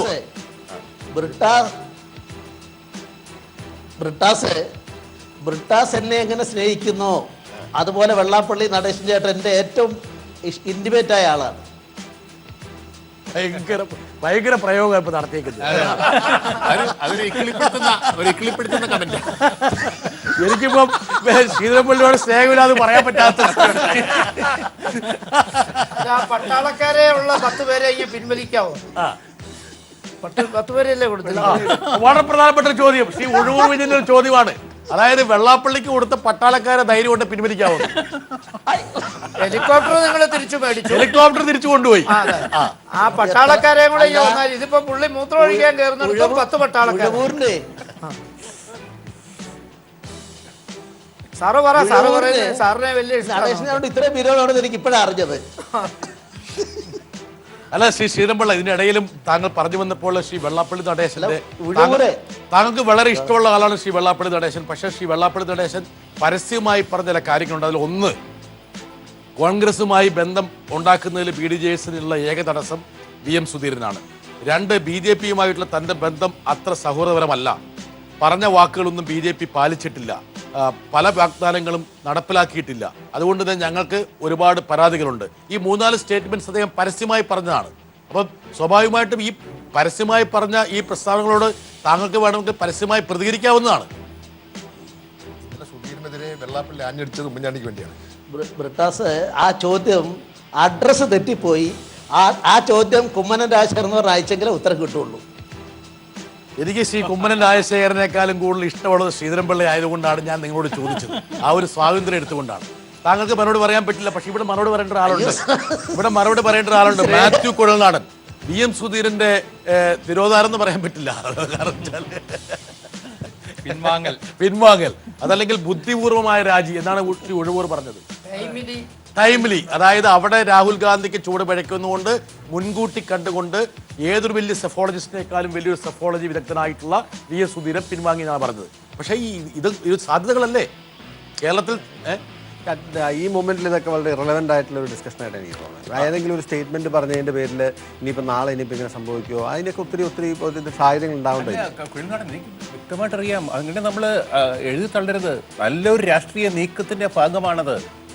ഇത് ഉമ്മൻചാണ്ടി വെള്ളാപ്പള്ളി നടേശനുമായിട്ട് നല്ല ബന്ധം ഉണ്ടാക്കി കഴിഞ്ഞു. അത് സമകാലിക കോൺഗ്രസിലെ മുതിർന്ന നേതാക്കന്മാർക്ക് ഇവരെല്ലാവരുമായിട്ട് നല്ല ബന്ധമുണ്ട്. ദാറ്റ് ഡസന്റ് മീൻ അതൊരു പൊളിറ്റിക്കൽ ഇതായി മാറുമെന്നൊന്നും പറയാവുന്ന സാഹചര്യങ്ങളുണ്ട്. വെള്ളാപ്പള്ളി നടേശനെ അതിശക്തമായിട്ട് സുധീരനെ ആക്രമിച്ചത് സാധാരണഗതിയിൽ അത് ഒരാൾ കടുത്ത കമന്റ് ആരും പറയില്ല. രൂക്ഷമായി ഇന്നലെ പറഞ്ഞത് ഉമ്മൻചാണ്ടിക്ക് വേണ്ടി തന്നെയാണ്. അതെ, സംശയമില്ല. എന്തായാലും ഒരുപക്ഷെ മാത്യു കുഴൽനാടൻ പറഞ്ഞൊരു കാര്യമുണ്ട്. അതായത് ഈ ദേശീയ രാഷ്ട്രീയത്തെ പിടിച്ചുകുലുക്കാൻ പോകുന്ന വലിയൊരു തെരഞ്ഞെടുപ്പിന്റെ പശ്ചാത്തലത്തിൽ വളരെ മൈക്രോ ആയിട്ടുള്ള, അതായത് കേരളത്തിന്റെ രാഷ്ട്രീയത്തെ മാത്രം സ്വാധീനിക്കുന്ന ചില ഘടകങ്ങളെ മാത്രം ചർച്ച ചെയ്യുന്നതിൽ ചില അപാധകൾ അദ്ദേഹം കാണുന്നുണ്ട്. പക്ഷേ നമ്മുടെ പ്രേക്ഷകർക്കൊക്കെ ചിലപ്പോൾ ഒരു പക്ഷേ ഈ വെള്ളാപ്പള്ളിയും VM സുധീരനും ഉമ്മൻചാണ്ടി ശ്രീധരൻപിള്ളയൊക്കെ നല്ല പഥ്യമായിട്ടുള്ള ഇനങ്ങളാണ്. അതായത് നല്ല വരിക്കച്ചക്ക പോലെ ആൾക്കാർ ഭക്ഷിക്കാൻ ആഗ്രഹിക്കുന്നതാണ് ഈ ഇനങ്ങളൊക്കെ. അതുകൊണ്ടായിരിക്കാം ഒരുപക്ഷെ ജേക്കബ് ജോർജിനെ പോലുള്ള പത്രക്കാരൻ അങ്ങനെയുള്ള ചേരുവകൾ ഇട്ട് തരാൻ വേണ്ടി ശ്രമിക്കുന്നത്. പക്ഷേ ശ്രീ ശ്രീധരൻപിള്ള, ഇനി എല്ലാവരും ആശങ്കപ്പെടുന്ന, അല്ലെങ്കിൽ ഒരുപക്ഷെ സെക്യുലർ എന്ന് പറയുന്ന ഈ ചേരി ആശങ്കപ്പെടുന്നത് രാഷ്ട്രപതി തെരഞ്ഞെടുപ്പ്, ഉപരാഷ്ട്രപതി തെരഞ്ഞെടുപ്പ്. എന്തായാലും നിങ്ങൾ അദ്വാനിയെയും മുരളി മനോഹർ ജോഷിയെന്നും അങ്ങനെ അടുപ്പിക്കാനേ പോകുന്നില്ല. പോട്ടെ, ഇനി ആരാണ് അവിടേക്ക് ഉരുത്തിരിയാൻ പോകുന്നത്? രാജ്യസഭയുടെ ഘടന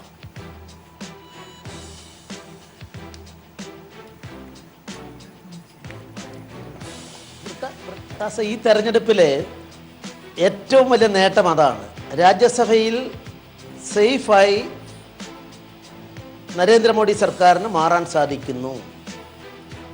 രാഷ്ട്രപതി തെരഞ്ഞെടുപ്പിൽ ഏതാണ്ട് സേഫായി കാര്യങ്ങൾ എത്തിയിരിക്കുന്നു. അതുകൊണ്ടാണ് ഞാൻ പറഞ്ഞത്, കേന്ദ്ര സർക്കാരിനെ സംബന്ധിച്ചിടത്തോളം 2014 തെരഞ്ഞെടുപ്പിന് ശേഷം, പാർലമെൻറ്റ് തെരഞ്ഞെടുപ്പിന് ശേഷം കിട്ടിയ ഏറ്റവും വലിയ ജനകീയ അംഗീകാരമാണ്, ദൂരവ്യാപകമായി ഗുണഫലമുള്ള വിധിയാണ് ഇപ്പോഴുണ്ടായിട്ടുള്ളത്.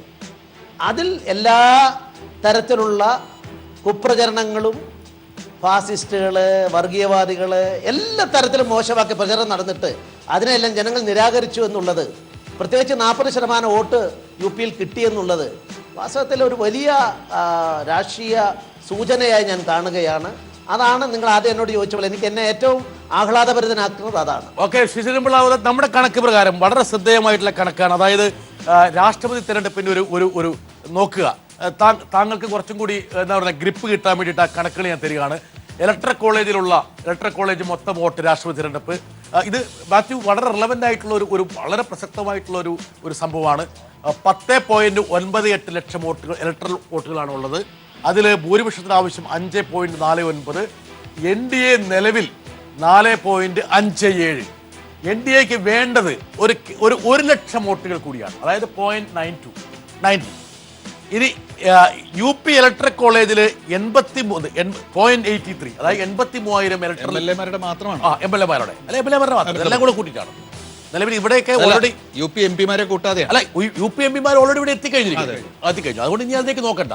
ഈ പറഞ്ഞ UP ഇലക്ട്രൽ കോളേജിൽ ആകെയുള്ളത് 83,000 ഇലക്ട്രൽ വോട്ടുകളാണ്. അതിൽ 64,000-ഓളം ഓൾറെഡി BJP കിട്ടിയിരിക്കുന്നു.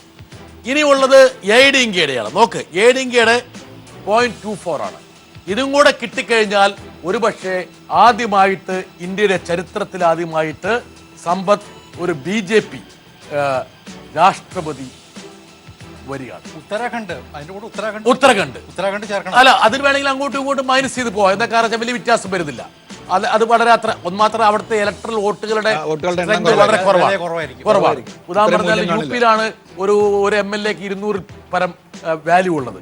അതുകൊണ്ട് ഇതാണ് ഒരുപക്ഷെ കണക്ക്. ഇത് പ്രകാരം BJPയുടെ ഒരു രാഷ്ട്രപതി സേഫായിട്ട് കടന്നുകൂടും. ഒരുപക്ഷെ ഇന്ത്യൻ ചരിത്രത്തിൽ ശ്രീധരൻപിള്ള ആ സ്ഥാനമൊന്നും താങ്കൾ ആഗ്രഹിക്കുന്നില്ല എന്ന് എനിക്കറിയാം. ഒരു ഗവർണർ സ്ഥാനം കിട്ടാൻ സാധ്യതയുണ്ട്.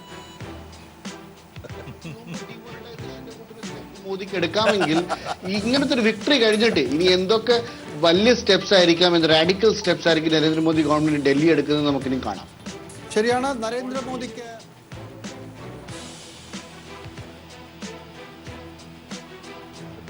ആരാണ് നമ്മളോട് പ്രതികരിച്ചതെന്ന് എനിക്കറിയില്ല. ശ്രീധരൻപിള്ള, രാഷ്ട്രപതി തെരഞ്ഞെടുപ്പ് BJPയുടെ സ്വന്തം ആള് ആദ്യമായിട്ട് രാഷ്ട്രപതിയാകുന്നു.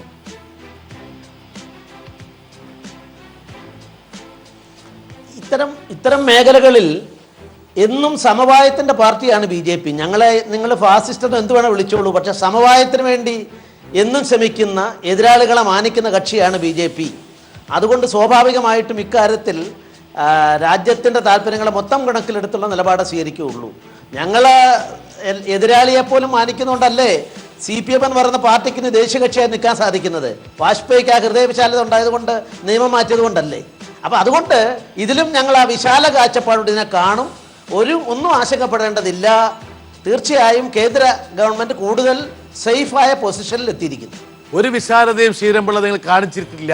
അതായത് ഒരു ഔദ്യോഗിക പ്രതിപക്ഷത്തിൻ്റെ പദവി പോലും നിങ്ങൾ കോൺഗ്രസിന് കൊടുത്തിട്ടില്ല. ഒരു പ്രതിപക്ഷ നേതാവിൻ്റെ പദവി പോലും കൊടുത്തിട്ടില്ല. ഈ പറയുന്ന വിശാലതയൊക്കെ ചില ഭാഗത്ത് മാത്രമേ നിങ്ങൾ കാണിച്ചിട്ടുള്ളൂ. അത് മാത്രമല്ല, ഇവിടെ ഇരിക്കുന്ന KVS കൃത്യമായി പറഞ്ഞിരിക്കുന്നു, സംഘ് പരിവാറിൻ്റെ മനസ്സറിയാവുന്ന KVS പറഞ്ഞിരിക്കുന്നു, ഉറച്ച BJPക്കാരായിരിക്കും ഇനി രാഷ്ട്രപതിയാകുന്നത്. അതിന് അദ്ദേഹം ഒരു പേരും കൂടി മുമ്പോട്ട് വെച്ചിട്ടുണ്ട്. സുമിത്ര മഹാജനായിരിക്കും അദ്ദേഹത്തിൻ്റെ കണക്കിൽ ലോക്സഭാ സ്പീക്കറായിരിക്കും വരാൻ പോകുന്നത്. താങ്കൾക്ക് മറിച്ചൊരു അഭിപ്രായം ഉണ്ടോ ഇല്ലയോ? എനിക്ക് അദ്ദേഹത്തിന് അത്രയും അക്കാര്യത്തിൽ അവഗാധം ജ്ഞാനമില്ല. ഞാൻ അദ്ദേഹത്തിൻ്റെ വിശ്വാസം ഉണ്ടാവട്ടെ. എനിക്കതറിയില്ല.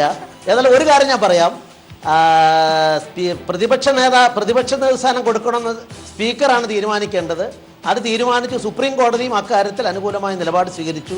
അതുകൊണ്ട് ഞങ്ങളെ കുറ്റപ്പെടുത്തരുത്. 44 സീറ്റിൽ ഒതുങ്ങിയ കോൺഗ്രസ്, എൻ്റെ സുഹൃത്ത് കൊഴുനാടനാണ് അതിനെപ്പറ്റി ജനങ്ങളുടെ മുമ്പിൽ ശരിയായ കാഴ്ചപ്പാട് വെക്കേണ്ടത്. രണ്ടാമത്, ഞങ്ങളെ CPM-നോട് നീതി കാണിച്ചല്ലോ 2000-ൽ. ഇല്ലെങ്കിൽ 6% വോട്ട് കിട്ടാത്ത കക്ഷിക്ക് ദേശീയ പാർട്ടി എന്ന അംഗീകാരം പോകുമെന്ന് പറഞ്ഞപ്പം അത് ഭേദഗതി ചെയ്ത് വാജ്പേയി എന്ന് പറഞ്ഞ മനുഷ്യനാണ് CPM-നെ രക്ഷപ്പെടുത്തിയെന്ന് ബ്രിട്ടാസും ചെറിയാൻ വലിപ്പം ഓർത്താൻ നന്ന്. അല്ല ശ്രീധരൻപിള്ള, അത് സമ്പത്ത് ഞാൻ ഓർത്തിട്ട് കാര്യമില്ല, സമ്പത്താണ് ഓർക്കേണ്ടത്. സമ്പത്തെ ശ്രീധരൻപിള്ള സാറ് BJPയുടെ രാഷ്ട്രീയമുള്ള സാറ് പറയും. സാറ് വാദിച്ച് എനിക്ക് വേണ്ടി കൂടി വാദിക്കുമ്പോഴത്തേക്ക് അത് ആ സ്നേഹത്തിനെല്ലാം നന്ദിയുണ്ട്. സാറിന്റെ പാർട്ടിയുടെ ഔദാര്യം കൊണ്ടല്ല communist party of India Marxist ദേശീയ പാർട്ടിയായി തുടരുന്നത്. ദേശീയ പാർട്ടിയായി ഒരു പാർട്ടി തുടരുന്നത് സംബന്ധിച്ച് അതിലെന്തെങ്കിലും വ്യക്തത വരുത്തേണ്ടതുണ്ട് എങ്കിൽ ആ പാർട്ടിയുടെ ഭാരവാഹിക്ക് നോട്ടീസ് അയച്ച് അത് കാര്യങ്ങൾ അത് കേട്ട് there is A time for hearing also. ഇവിടെ CPI ലോക്സഭയിലും രാജ്യസഭയിലും എത്ര അംഗങ്ങളുണ്ട്? CPI ഇന്ന് ദേശീയ പാർട്ടിയാണ്. സാറ് ഇപ്പോഴും 2000-ലെ കാര്യം, 2017 പോലും ലോക്സഭയിലും രാജ്യസഭയിലും CPIM-നേക്കാൾ അംഗസംഖ്യ കുറഞ്ഞ പാർട്ടികൾ ഇപ്പോഴും ഇവിടെ ദേശീയ പാർട്ടിയായി തുടരുകയാണ്. തീരുന്നില്ല. ലോക്സഭയിൽ ഒരംഗം പോലും ഇല്ലാത്ത പാർട്ടിയും ഇന്നും ദേശീയ പാർട്ടിയായി തുടരുന്നുണ്ട്. അറിയാലോ. അപ്പൊ ഇത് തെരഞ്ഞെടുപ്പ് കമ്മീഷനാണ്. പറയണം സാർ. അത് 2000-ലെ ഭേദഗതി വന്നത് കൊണ്ടാണ്. എന്തുകൊണ്ട് ആ ഭേദഗതി വന്ന സമ്പത്തിന് അറിയാത്തതല്ലല്ലോ. നമുക്ക് രണ്ടാക്കും അറിയാം. എന്താ 1999-ലെ തെരഞ്ഞെടുപ്പിൽ ദേശീയ പാർട്ടിയാകാൻ വേണ്ട 2 യോഗ്യതയും CPM ഇല്ലാതെ വന്നപ്പോൾ നിയമം ഭേദഗതി ചെയ്ത് ലോകസഭയിലെ 2% സീറ്റ് ഉണ്ടെങ്കിൽ ആകാം എന്ന് വ്യവസ്ഥ കൊണ്ടുവന്നുകൊണ്ടാണ് അങ്ങയുടെ പാർട്ടിക്ക് 2000-ൽ ദേശീയ പാർട്ടി എന്നുള്ള സ്ഥാനം നഷ്ടപ്പെടാതിരുന്നത്. അതാ ഞാൻ പറഞ്ഞത്. ഇപ്പോഴത്തെ കാര്യമല്ല സാർ, അത് CPM-ന്റെ മാത്രം കാര്യമല്ല. ഇത് സംബന്ധിച്ചുള്ളത് തെരഞ്ഞെടുപ്പ് കമ്മീഷനുമായി നേരത്തെ തന്നെ അത്തരത്തിലുള്ള മറ്റു പാർട്ടികളും ചർച്ച ചെയ്തിരുന്നു. ആ ചർച്ചകളെ തുടർന്ന് തന്നെയാണ് ഇത്തരത്തിൽ ഒരു ഭേദഗതി സാറ് പറയുന്നത് വരുന്നത്. അത് CPM-ന് വേണ്ടി മാത്രമോ അല്ലെങ്കിൽ CPI-ക്ക് വേണ്ടി മാത്രമോ BSPക്ക് വേണ്ടി മാത്രമോ കൊണ്ടുവന്നതായിട്ടുള്ള ഒരു ഭേദഗതി. നമ്മുടെ ഈ തെരഞ്ഞെടുപ്പിന്റെ പശ്ചാത്തലത്തിൽ ഒരുപക്ഷെ ദേശീയ രാഷ്ട്രീയത്തിൽ സംഭവിക്കാൻ സാധ്യതയുള്ള ചില മാറ്റങ്ങളെ കുറിച്ചുള്ള ചർച്ച ദേശീയ രാഷ്ട്രീയത്തിൽ തുടങ്ങിയിരിക്കുകയാണ്. അത് ഒന്ന്, മോദി ശക്തനാകുന്നു. മാത്യു, നരേന്ദ്രമോദി ഒരു അജയ്യനായിട്ട് കുറച്ചും കൂടി ശക്തി പ്രാപിക്കുന്നു. 2, ഹിന്ദുത്വ അജണ്ട കുറച്ചും കൂടി തൃണവൽക്കരിക്കപ്പെടുന്നു. 3, രാഷ്ട്രപതി തെരഞ്ഞെടുപ്പ്, രാജ്യസഭയുടെ ഘടന. എന്താണ് മാത്യു, ഇതൊക്കെ ഒരുപക്ഷെ കോൺഗ്രസ് സംബന്ധിച്ചിടത്തോളം വളരെ അപശകുനം പിടിച്ചിട്ടുള്ള ചിഹ്നങ്ങളാണ്? അല്ല, തീർച്ചയായിട്ടും കോൺഗ്രസ് എന്ന പാർട്ടിയേക്കാൾ ഉപരി ഞങ്ങൾ പ്രദാനം ചെയ്യുന്ന മതേതര രാഷ്ട്രീയത്തിന് വലിയ വെല്ലുവിളി ഉയർത്താൻ കഴിയുന്ന രാഷ്ട്രീയ സാഹചര്യങ്ങളാണ് ഉയർന്നു വരുന്നത്. അതിൻ്റെ മുന്നിൽ നിന്ന് പ്രതിരോധിക്കാൻ ബാധ്യതയുള്ള കടമയുള്ള കോൺഗ്രസ്സിന് തീർച്ചയായിട്ടും ഇത് ആശങ്ക നൽകുന്നത് തന്നെയാണ്. ആ കാര്യത്തിൽ സംശയമൊന്നുമില്ല. എനിക്ക് തോന്നുന്നു നരേന്ദ്രമോദി പാർലമെൻറ്റ് തെരഞ്ഞെടുപ്പിന് ശേഷം അദ്ദേഹത്തിൻ്റെ ഒരു ഫസ്റ്റ് ബ്രേക്കാണ് ഇത്. കാരണം അതിനുശേഷമൊക്കെ മോറോർലെസ് തെരഞ്ഞെടുപ്പുകൾ നഷ്ടപ്പെടുകയായിരുന്നു. പക്ഷേ വീണ്ടും ഈ തെരഞ്ഞെടുപ്പ് ജയിച്ചതോടുകൂടി മോഡി അമിത്ഷാ കൂട്ടുകെട്ട് BJP-യിൽ ഇനിയിപ്പോൾ അവരുടെ അപ്രമാദിത്വം ഉറപ്പിച്ചു കഴിഞ്ഞു. അതുപോലെ തന്നെ അവർ ദേശീയ തലത്തിൽ കൊണ്ടുവന്ന സംഘപരിവാർ മുന്നോട്ട് വെച്ച അജണ്ടയിൽ നിന്നും ഇനി ഒട്ടും പുറകോട്ട് പോകേണ്ടതില്ല എന്ന് തീരുമാനിച്ചു. എനിക്ക് തോന്നുന്നു ഈ UP തെരഞ്ഞെടുപ്പിൽ തന്നെ ആദ്യത്തെ ഒന്ന് രണ്ട് ഘട്ടങ്ങളിൽ അത്രയേറെ തീവ്ര ഹിന്ദുത്വ നിലപാടെടുത്തില്ലെങ്കിലും അവസാനത്തെ 2-3 റൗണ്ടിലേക്ക് കടന്നപ്പോൾ തീവ്രമായ ആ ഒരു വർഗീയ അജണ്ടയിൽ ഊന്നിയുള്ള പ്രചരണമാണ് അവർ നടത്തിയത്. അപ്പോൾ അതിൻ്റെ വിജയമായിട്ട് തന്നെയായിരിക്കും ഇതിനെ വിലയിരുത്തുക. അപ്പോൾ വീണ്ടും ശക്തമായി തന്നെ അല്ലെങ്കിൽ കൂടുതൽ തീവ്രതയോടെ ഈ ഒരു മതാധിഷ്ഠിത വർഗീയ രാഷ്ട്രീയം രാജ്യത്ത് മുന്നോട്ട് വന്നേക്കാം. എന്നാൽ അതിനെ പ്രതിരോധിക്കാൻ വേണ്ട ഒരു ഐക്യനിര രൂപപ്പെടേണ്ട സമയമാണെന്ന് എനിക്ക് തോന്നുന്നു. എന്തായാലും UP രാഷ്ട്രീയത്തെ കൂടി ഇത് ഇളക്കി മറിക്കുകയാണ്. UP രാഷ്ട്രീയത്തിൽ ഡോക്ടറെ, അതായത് അഖിലേഷിനെതിരെ ഒരു പടനീക്കം സമാജ്വാദി പാർട്ടി ആരംഭിച്ചിരിക്കുന്നു. മുലായം സിംഗ് തിരികെ നേതൃത്വത്തിലേക്ക് വരണമെന്നുള്ളത്, അതിനുള്ള സാധ്യതകളൊക്കെ ഉണ്ടോ? സാധ്യതകളുണ്ട്. കാരണം ഈ മുലായം സിംഗ് യാദവിൻ്റെ ഒരു ബേസ് എന്ന് പറയുന്നത് അവിടുത്തെ യാദവ സഭയാണ്. യാദവ സഭയാണ് സോഷ്യലിസ്റ്റ് പാർട്ടിയുടെ, സമാജ്വാദി പാർട്ടിയുടെ ഒരു ബേസ് എന്ന് പറയുന്നത്. ഈ മഹായാദവ സഭയുടെ എല്ലാ ലോയൽറ്റിയും മുലയത്തിനോടാണ്. കാരണം ഒന്നുമില്ലായ്മയിൽ നിന്ന് ഈ പ്രസ്ഥാനത്തെ വളർത്തി യാദവനാമൻ്റെ ആത്മബോധം കൊടുത്തത് മുലായം സിംഗ് യാദവാണ്. മാത്രമല്ല മുലായം സിംഗ് യാദവ് ആയിരുന്നെങ്കിൽ ചിലപ്പോൾ മറ്റ് സോഷ്യലിസ്റ്റ് പ്രസ്ഥാനങ്ങളെ കൂടെ ഈ തെരഞ്ഞെടുപ്പിൽ സഹകരിപ്പിച്ചേനെ. ഇപ്പോൾ ജനതാദൾ യുണൈറ്റഡിന് ഒരു 10-15 മണ്ഡലങ്ങളിൽ ചെറിയ വോട്ടുണ്ട്. രാഷ്ട്രീയ ലോക്ദൾ RLDക്ക് വോട്ടുണ്ട്. ബീഹാറിലെ പോലെ ഒരു മഹാഗഠബന്ധൻ ചിലപ്പോൾ ഈ മറ്റ് സോഷ്യലിസ്റ്റ് പാർട്ടികളെ കൂടെ സഹകരിപ്പിച്ചേനെ. പക്ഷേ അഖിലേഷ് യാദവിൻ്റെ ഈ ഒരു വലിയ ആവേശത്തിൽ, ജയിക്കുമെന്നുള്ള വലിയ ആവേശത്തിൽ അതെല്ലാം വിസ്മരിച്ചുകൊണ്ട് സ്വന്തം പ്രതിച്ഛായയിൽ അമിതമായി വിശ്വസിച്ചുകൊണ്ട് ഒരുപക്ഷെ നിലവിൽ 1-2 ദേശീയ ചാനലുകൾ പറയുന്നത് നമ്മൾ ശ്രദ്ധിച്ചു. അതായത് രാഹുൽ ഗാന്ധി അഖിലേഷിനൊരു ബാധ്യതയായി ഈ തെരഞ്ഞെടുപ്പിൽ. അഖിലേഷിൻ്റെ ബാനറിൽ ആൾ കൂടി കഴിഞ്ഞപ്പോൾ രാഹുൽ ഗാന്ധി പ്രസംഗിച്ചു എന്ന് മാത്രമേ ഉള്ളൂ. രാഹുൽ ഗാന്ധിയുടെ പ്രത്യേക ഒരു ഇതുകൊണ്ട് UP-യിലൊരു നേട്ടം ഉണ്ടായില്ല. അഖിലേഷ് മുഖ്യമന്ത്രി ആയിരുന്നപ്പോൾ വലിയ മോശമില്ലായിരുന്നു, പിന്നെ ചെറുപ്പക്കാരനാണ്. പിന്നെ ഇപ്പോൾ വർഗീസ് ജോർജ് പറഞ്ഞ പോലെ അങ്ങേർക്ക് പറ്റുക എന്നാന്ന് വെച്ചാൽ സ്വന്തം അച്ഛനിട്ട് വേല വെച്ചു എന്നുള്ളതാണ്. അതിൻ്റെ ആവശ്യമില്ലായിരുന്നു. അച്ഛനെ ഞങ്ങളെ കൂട്ടി വയസ്സുകാലത്ത് അങ്ങേരെ ഉപദ്രവിക്കാതെ അങ്ങേർക്കും എന്തെങ്കിലും കേന്ദ്രത്തിലോ എവിടെയെങ്കിലും ഇപ്പോൾ ശരിയാക്കി തരാമെന്ന് പറഞ്ഞ് നിർത്തി അച്ഛനെ ഒന്ന് ബഹുമാനിക്കാൻ തയ്യാറാകുകയായിരുന്നു നല്ലത്. അതുപോലെ രാഹുൽ ഗാന്ധി ആണെങ്കിലും എന്തോ അതെ അത് വേറെ കാര്യം. അതുപോലെ രാഹുൽ ഗാന്ധി ഇനിയിപ്പോൾ ഈ നിലപാടൊക്കെ മാറ്റി, കുഴൽനാടൻ നമ്മുടെ വളരെ അടുത്ത സുഹൃത്താണ്. രാഹുൽ ഗാന്ധി ഒരു കല്യാണമൊക്കെ കഴിച്ച് ഒരു കുറച്ചുകൂടി അല്ല വേറെ അല്ല, കല്യാണം കഴിക്കാന്ന് പറഞ്ഞാൽ അത് മോശപ്പെട്ട കാര്യമൊന്നുമല്ല. അപ്പോൾ ഒരു കല്യാണം കഴിച്ച കുഴപ്പമില്ല. ഒരു പക്വതയും പാകതയുടെ ഒക്കെ കൂടി ജനങ്ങളൊക്കെ അംഗീകരിക്കണേ. ഇപ്പം നരേന്ദ്രമോദി കഴിച്ചെന്ന് പറഞ്ഞാൽ കഴിച്ചില്ല എന്ന് പറയാൻ, തൊട്ടില്ല എന്നുള്ളൊരു നിലയിലാണ്. ഇതങ്ങനെയല്ല, രാഹുൽ ഗാന്ധി കഴിച്ചിട്ടില്ല എന്നുള്ളത് ഉറപ്പാണ്. അപ്പോൾ അദ്ദേഹം ഇപ്പോഴത്തെ ആ ജീവിത രീതി ഒക്കെ ഒന്ന് മാറ്റി, കാര്യം ചെറുപ്പക്കാരനാണ്, ഓടിയൊക്കെ നടക്കുന്നുണ്ട്, ചിലപ്പോൾ പുള്ളിയെ കാണാതെ പോകും ഇടയ്ക്ക്, അങ്ങനെയുള്ള പ്രശ്നങ്ങളൊക്കെ ഉണ്ട്. അപ്പോൾ അതൊക്കെ ഒന്ന് മാറ്റിവെച്ച് രാഹുൽ ഗാന്ധി ഒരു ഉന്നതനായ നേതാവാണെന്ന് വരുത്തുന്നത് എല്ലാം കൊണ്ടും നല്ലതാണ്. നമ്മൾ മതേതര വിശ്വാസികൾക്ക് കല്യാണം കഴിക്കുന്നത് ഒരു പക്വതയുടെ ലക്ഷണമാണോ? അതെ ആണോ? അങ്ങനെയാണ് ചെറിയാൻ ഫിലിപ്പിന് പക്വത ഇല്ലേ? ചെറിയാൻ ഫിലിപ്പ് എന്ന് പറഞ്ഞാൽ ചെറിയാൻ ഫിലിപ്പ് ഒരു പ്രത്യേക രീതിയിലുള്ള ആളാണ്, ജനിസിപ്പെട്ട ആളാണ്. അതെ, അദ്ദേഹത്തിനെ ഇതൊന്നും ബാധിക്കുന്ന വിഷയമില്ല. അദ്ദേഹം ഒരു ഇങ്ങനെയുള്ള കാര്യങ്ങളെല്ലാം ഒരു അമാനുഷ്യനായിട്ടാണ് ഉള്ളത്. അതുകൊണ്ട് അദ്ദേഹം ഇപ്പൊ പ്രധാനമന്ത്രിയാകണമെന്ന് പറയുന്നില്ലല്ലോ, മുഖ്യമന്ത്രിയാകണമെന്നും പറയുന്നില്ല. രാഹുൽ ഗാന്ധിക്ക് പ്രധാനമന്ത്രിയൊക്കെ ആകണമെങ്കിൽ ഇപ്പം അന്യരാജ്യത്തൊക്കെ പോകുമ്പോൾ ഭാര്യയും കൂടെ ഉണ്ടെങ്കിൽ അവിടെ ചെന്നിറങ്ങുമ്പോൾ വിമാനത്താവളത്തിൽ വന്ന് സ്വീകരിക്കുന്നു. അങ്ങനെയൊക്കെയുള്ള ഒരു പ്രത്യേകത. കോൺഗ്രസ് എന്നൊക്കെ പറഞ്ഞാൽ അങ്ങനെ ഒരു പ്രൗഢി കാണിക്കേണ്ടതായിട്ടുണ്ട്. മാത്യു, അങ്ങനെ ഒരു ഉപദേശം രാഹുൽ ഗാന്ധി കൊടുക്കാനുള്ള ഒരു സ്വാതന്ത്ര്യമൊക്കെ മാത്യുവിനുണ്ട്. വേണമെങ്കിൽ മാത്യുവിന് കൊടുക്കാവുന്നതാണ്. അതെ, അല്ല ഇപ്പൊ മാത്യുവിനെ അതിൽ നമുക്ക് കുറ്റം പറയാൻ പറ്റിയല്ല. രാഹുൽ ഗാന്ധിയെ അങ്ങനെ വിമർശിക്കുക എന്ന് പറഞ്ഞാൽ മാത്യുവിന് സന്ദേശപരമായ ഉപദേശം അതൊക്കെ പറ്റും, എന്നാലും കുറ്റപ്പെടുത്താൻ പറ്റിയല്ല. നമ്മൾ പറയുന്ന പോലെ അദ്ദേഹത്തിന് പറയാൻ പറ്റത്തില്ല. പിന്നെ സുധീരനെ നിങ്ങൾ അധികം വിഷമിപ്പിക്കരുത്. ഒന്നാമത് ഇങ്ങനെ അദ്ദേഹം ആകെ ഒരു ബുദ്ധിമുട്ടിലാണ്. ഇതുപോലെ എനിക്ക് സംശയം തന്നെയുണ്ട് കോഴിക്കോട്ടെ കാര്യത്തിലൊക്കെ അദ്ദേഹം അല്ല എല്ലാവരും കൂടി കോൺഗ്രസിനെ സ്നേഹിച്ച് തുല്യമായിട്ട് ഇപ്പൊ നിങ്ങൾക്ക് ഇനി വേറൊരാളെ വെക്കാനില്ല. അല്ല, ഇതൊക്കെ ഞാൻ അത് കൂടുതൽ കുഴപ്പമാവും. അല്ല, എനിക്ക് തോന്നുന്നു കുറച്ചുകൂടി എന്താണ് താങ്കളുടെ ഒരു ഗസ്സാണ് ആരാണ് ഇനി വരാൻ പോകുന്നത് കെ വി തോമസ് ആണെന്ന് ചെറിയാൻ ഫിലിപ്പ് പ്രവചിക്കുന്നു. അപ്പൊ പിന്നെ അന്ന് തന്നെ തീർന്നതായിട്ട് കൂട്ടിയാൽ മതി. കെ വി തോമസ് ഒന്നും നമ്മൾക്ക് ഇപ്പൊ ഈ അരി തരാത്തതിന്റെ പ്രധാന കാരണം പുള്ളിയാണ്.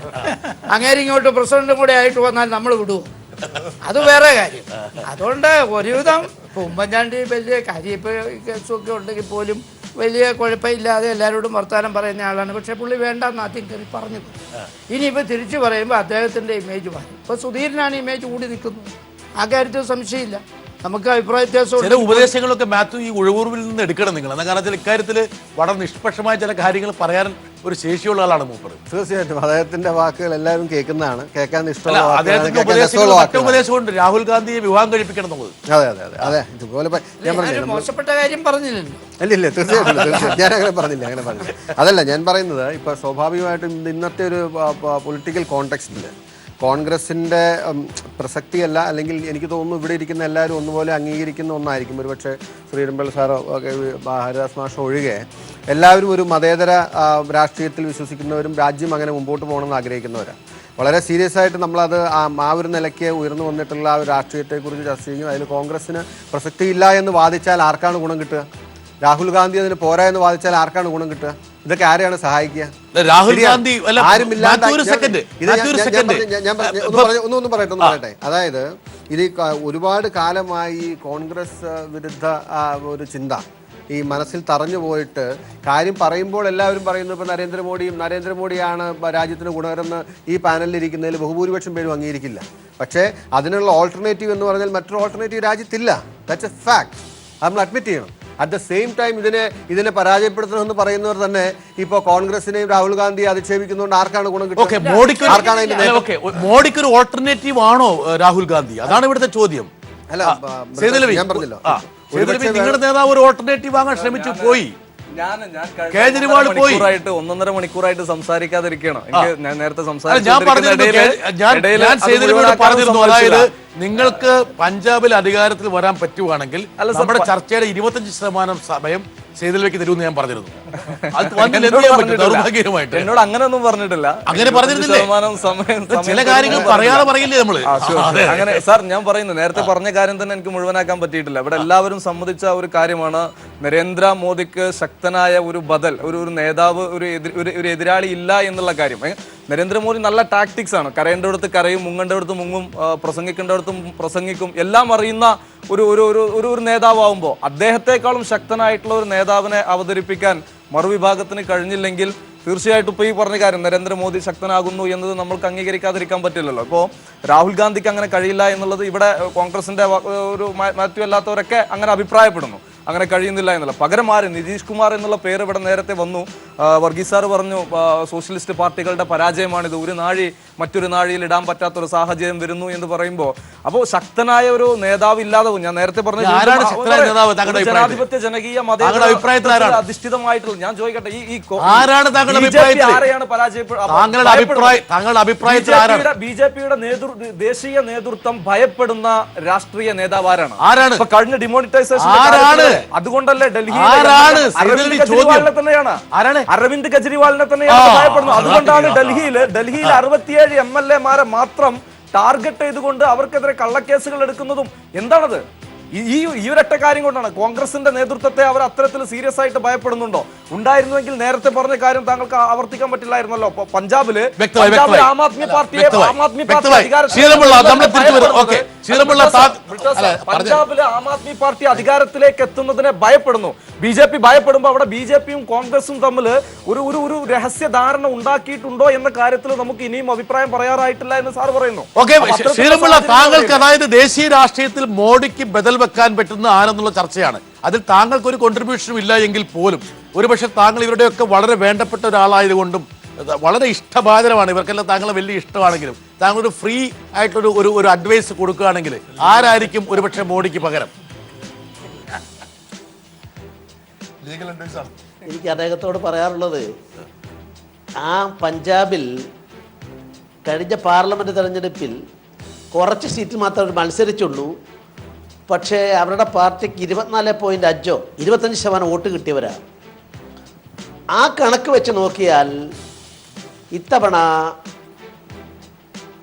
ഞാൻ പറഞ്ഞ പാർലമെന്റ് എല്ലാ സീറ്റിലും മത്സരിച്ചില്ല എന്നുള്ള അണ്ടർലൈൻ ചെയ്യുന്നു. അങ്ങനെ നോക്കിയാൽ അത്രയും ജനപിന്തുണ ഇത്തവണ കിട്ടിയിട്ടുണ്ടാവില്ലെന്ന് ഞാൻ 100% കരുതുകയാണ്. എന്തുകൊണ്ടാണെന്ന് ഞാൻ പറയാം. അതായത് എന്തുകൊണ്ടാണെന്ന് വെച്ചാല് അവിടുത്തെ BJP RSS വോട്ടുകള് മറിച്ച് കോൺഗ്രസിനാണ് കൊടുത്തത്. അതായത് ശിരോമണി അകാലിദൾ BJPക്ക് വോട്ട് ചെയ്യുന്നതിന് പകരം ഉറച്ച BJPക്കാരും RSSകാരും കോൺഗ്രസിന് വോട്ട് ചെയ്തു. എന്തുകൊണ്ട് വെച്ചാൽ ആം ആദ്മി പാർട്ടി എന്ന് പറയുന്ന ഇൻവെർട്ടർ കോമ വലിയൊരു വിപത്ത് അവിടെ അധികാരത്തിൽ വരാതിരിക്കാൻ വേണ്ടി. ശ്രീധരൻപിള്ള കറക്റ്റായിട്ട് ഞാൻ പറയണത്. പഞ്ചാബിലെ വോട്ടിംഗ് നിരക്ക് ലഭ്യമാണ്. അത് പഞ്ചാബിലെ വോട്ടിംഗ് പെർസെന്റേജ് നോക്കുമ്പോൾ വളരെ കറക്റ്റാണത്. 23.8. അങ്ങയുടെ വിശ്വാസം അങ്ങ് രക്ഷിക്കട്ടെ. പിന്നെ 23.8.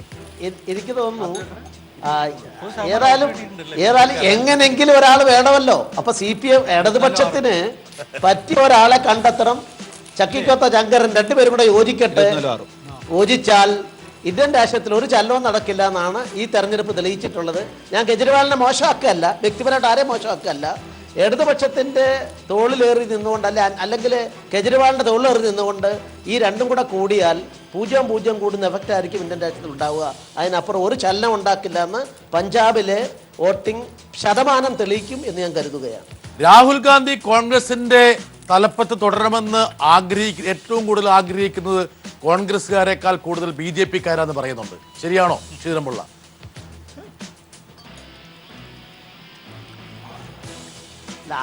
ആഗ്രഹങ്ങൾ കുതിരകളായിരുന്നെങ്കിൽ ഏത് പിച്ചക്കാരനും സവാരി ചെയ്യാൻ സാധിക്കും. അതുകൊണ്ട് ആഗ്രഹങ്ങൾ അങ്ങനെ പോകട്ടെ. ഞങ്ങളെ പോസിറ്റീവാണ് ഞങ്ങളുടെ അപ്രോച്ച്. എതിർഭാഗത്ത് വരുന്നുള്ളതല്ല. ഈ പോസിറ്റീവ് ഞങ്ങൾക്കെതിരായിട്ടുള്ള എല്ലാം നെഗറ്റീവാണ്. ഇവിടെ പോസിറ്റീവാണ് ഞങ്ങളുടെ അപ്രോച്ച്. ആ പോസിറ്റീവായിട്ട് ഞങ്ങൾ പോകുന്നു. ആ പോസിറ്റീവിനെ ജനങ്ങൾ അംഗീകരിക്കുന്നു. നെഗറ്റീവ് രാഷ്ട്രീയത്തിൻ്റെ അന്ത്യമാണ് ഇപ്പോൾ കാണുന്നത്. ശ്രീധരൻപിള്ള, ഇതിനിടയിലും നമ്മുടെ സുഹൃത്ത് KVS താങ്കൾ നേരത്തെ പറഞ്ഞ പോലെ ചില കാര്യങ്ങൾ താങ്കളെക്കാൾ കൂടുതൽ ആധികാരികമായിട്ട് അറിയാമെന്ന് താങ്കൾ സമ്മതിച്ച സംഘ് പരിവാറിന്റെ മനസാക്ഷി സൂക്ഷിപ്പുകാരനായ KVSന്റെ മനസ്സിൽ ഇപ്പോൾ ഉയർന്നു വരുന്നൊരു ചിന്തയുണ്ട്. അദ്ദേഹം പുറത്തേക്ക് പറഞ്ഞിട്ടില്ല, പറയും വേണമെങ്കിൽ. അതായത് മോഡി അതീവ ശക്തനാകുന്നത് അത്ര നല്ലതല്ല. അതായത് അത് BJP രാഷ്ട്രീയത്തിന് ഗുണകരമല്ല. അത് ഒരുപക്ഷെ BJPയിൽ ഉണ്ടാകേണ്ട ഒരു ജനാധിപത്യ പ്രക്രിയയ്ക്ക് അത് മോശകരമാകുന്ന ഒരു പ്രവണതയായിരിക്കുമെന്ന് KVSന്റെ മനസ്സിൽ ഉയർന്നു വരുന്നൊരു ചിന്തയാണ്. എന്തായിരിക്കും താങ്കൾ ആ ചിന്തയോട് എങ്ങനെയായിരിക്കും പ്രതികരിക്കുക? ഇനിയെങ്കിലും താങ്കൾ എൻ്റെ പാർട്ടിയെ ഈ വൈവിധ്യത്തെ മാനിക്കുന്ന പാർട്ടിയാണ് BJPന് ഇപ്പോൾ ബോധ്യമായില്ലേ?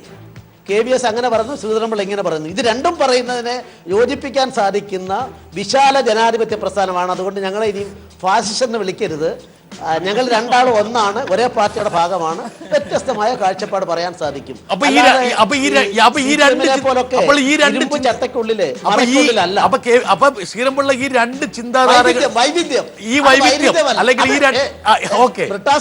ബ്രിട്ടാസ് അത് ചിന്താധാരയല്ല, അത് വൈരുദ്ധ്യമല്ല, വൈവിധ്യമാണ്. വൈവിധ്യം മാനിക്കപ്പെടണം. വൈരുദ്ധ്യം BJPയിലില്ല. KVS, ഈ വൈവിധ്യമാണോ BJPയുടെ ഇപ്പോഴത്തെ ഒരു ശക്തി? അല്ല, ബ്രിട്ടീഷിൽ ഈ നരേന്ദ്രമോദി കരുത്തനാണോ അല്ലയോ എന്നുള്ളതൊക്കെ ശരി തന്നെ. പക്ഷെ ഒരു പ്രത്യേകത ഇപ്പോൾ നമ്മൾ കാണേണ്ട പ്രത്യേകത ഇപ്പോൾ ശ്രീധരൻപിള്ളയ്ക്കൊക്കെ അറിയാം.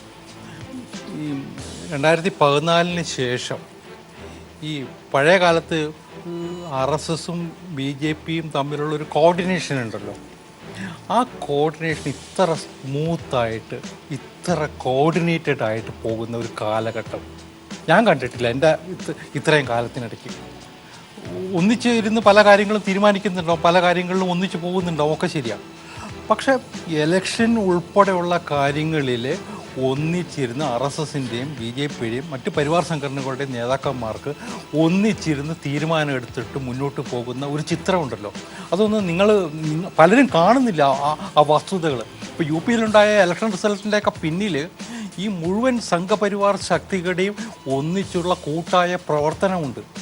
അതൊക്കെ നരേന്ദ്രമോദി തനിച്ചല്ല, പക്ഷെ നരേന്ദ്രമോദിക്ക് അതൊക്കെ കോർഡിനേറ്റ് ചെയ്യാൻ പറ്റുമെന്നുള്ള RSSൻ്റെ ദേശീയ നേതൃത്വത്തിനെയും BJPയുടെ ആൾക്കാരെയും മറ്റ് സംഘടനകളുടെ നേതാക്കന്മാരെയും ഒക്കെ ഒരേപോലെ വിശ്വാസത്തിലെടുത്ത് മുന്നോട്ട് കൊണ്ടുപോകാൻ മോഡിക്ക് കഴിയുന്നു എന്നുള്ളതാണ്. മോഡിയെ അക്സെപ്റ്റ് ചെയ്യുന്നു ഈ ലീഡർഷിപ്പ്. പണ്ട് വാജ്പേയിയുടെയും അഡ്വാനിയെയും പോലും വിമർശിച്ചിരുന്ന നേതാക്കന്മാരുണ്ടായിരുന്നു. പക്ഷേ ഇന്ന് മോഡി ആ തരത്തിൽ ആരും കാണുന്നില്ല. മോഡിയെയും വിശ്വാസത്തിലെടുത്തുകൊണ്ട് മോഡിക്കും വിശ്വാസത്തിലെടുക്കാൻ കഴിയുന്ന മട്ടിൽ ഒന്നിച്ച് സഹകരിച്ച് ഒരേപോലെ പോകാൻ കഴിയുന്നു. അതൊരു വലിയ കാര്യം തന്നെയാണ്. അതിൽ മോഡിക്ക് ഒരു അപ്പർ ഹാൻഡ് ഉണ്ടെന്നൊന്നും ഞാൻ പറയുന്നില്ല. കാരണം ഇത്തരം കാര്യങ്ങളിൽ അപ്പർ ഹാൻഡ് ഇല്ല.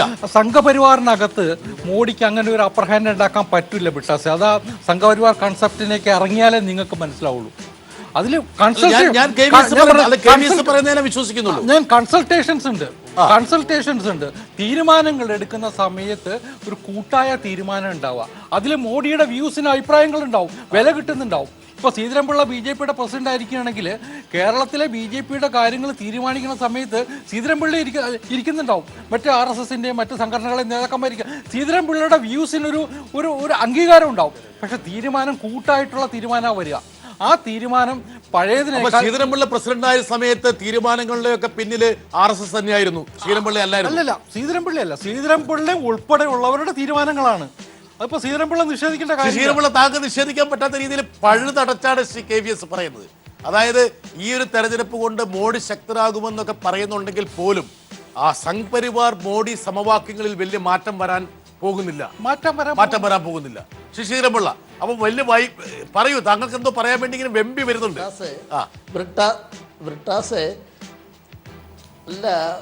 ബ്രിട്ടാസെ രണ്ടുപേരെ കൂടി ഇരുത്തിക്കൊണ്ട് കോൺട്രഡിക്റ്റ് ശ്രമിക്കണ്ട. ഇതിൽ കോൺട്രഡിക്ഷൻ ഇല്ല.